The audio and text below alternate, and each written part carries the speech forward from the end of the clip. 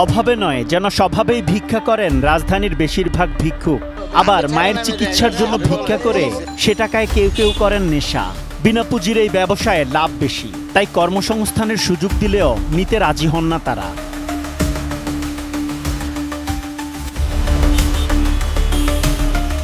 ভরদুপুরে রাজধানীর সায়েন্স ল্যাবে ফুটওভার ব্রিজের উপর ঘুমিয়ে আছে একটি শিশু। কিছুক্ষণ পর দেখা মিলল এক নারী। ঘুমন্ত শিশুটিকে কোলে নিয়ে ভিক্ষা করছেন তিনি। কোনোভাবেই ঘুম থেকে টেনে তোলা যায়নি শিশুটিকে। ঘুমের ওষুধ খাওয়াইছেন কিছু? বাচ্চা আপনার তো সারাক্ষণ ঘুমাই কেন বাচ্চা? অসুস্থ মায়ের চিকিৎসার খরচ জোগাড় করতে ভিক্ষা করছেন আরেকজন। ভিক্ষার টাকা দিয়ে কি করেন আপনি? স্যার মা আছে একটা অন্ধ, তারে খাওয়াই।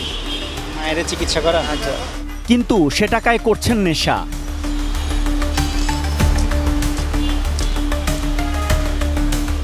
দাঁড়াও, তোমার সাথে কেউ তর্ক করে না। দাঁড়াও দাঁড়াও, আপনি ছাড়েন, আমি দেয় যাচ্ছে। আপনি বলেন ইংলিশ পাম্পে ছাড়েন, এটা ছাড়েন। মায়ের চিকিৎসার জন্য ভিক্ষা করেন, কিন্তু মায়ের চিকিৎসা বাদ দিয়ে আপনি নেশা করছেন বসে বসে। বসুন্ধরা ডায়াপেন্ট এখন আরো উন্নত। এই হট এয়ার থ্রো টপশিট দ্রুত শোষণ করে সোনামণিকে দেয় কোমল অনুভূতি। সিগন্যালে গাড়ি থামলে দেখা মিলে অসংখ্য ভিক্ষুকের। এক একজন এক এক সমস্যার কথা বলে হাত পাতেন, তবে ক্যামেরা দেখলে পালায় সবাই।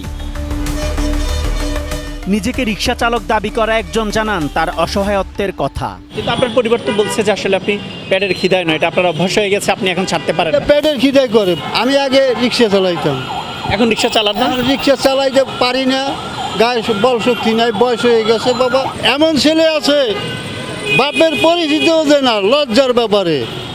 কি কারণে আপনি ভিক্ষা করেন দেখে লজ্জা পায়? ওই যে ভিক্ষা করি। অথচ পুনর্বাসনের ব্যবস্থা করতে চাইলে নামাজের অজুহাতে সটকে যান তিনি। ব্যাটারি চালিত রিক্সার একটা অনুদান দেয়, তারপর হচ্ছে আপনার চায়ের দোকানের একটা অনুদান দেয়। না না বাবু, আপনার কি লাগবে না এখন ব্যাটারি চালিত রিক্সাটা? লাগবে লাগবে, কিন্তু নামাজটা পড়ে আহি।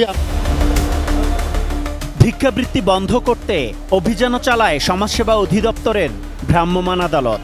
আটক করে সরকারি আশ্রয় কেন্দ্রে বিভিন্ন মেয়াদে বন্দি রাখা হয় ভিক্ষুকদের। তবে সেখান থেকে বেরিয়ে বেশিরভাগই আবারও ভিক্ষায় যুক্ত হয়। আর কোনোদিন যদি আপনার চোখে পড়ে যা হুঁচি গুলি করে মারলাম তোমার, আর আমি ভিক্ষা করতাম না বাবা, চাইতাম না পয়সা গেছে। দৈনিক 1-2 হাজার টাকা বিনা পুঁজিতে যে আয় করতে পারে, এর চেয়ে তো আর সহজ পদ্ধতি নেই। এখানে এরকম আছে যে 1 মাস 2 মাস মানে আটক থাকার পরেও আবার ছাড়া পাইছে, ছাড়া পেয়ে আবার আসছে। বিশ্লেষকরা বলছেন শুধু আটক করেই এই সমস্যার সমাধান সম্ভব নয়। ভিক্ষাবৃত্তি বন্ধ করতে পুনর্বাসনের জন্য পর্যাপ্ত বাজেট ও সামাজিক সচেতনতা প্রয়োজন। Asad Bhuiyan, ATN news, Dhaka.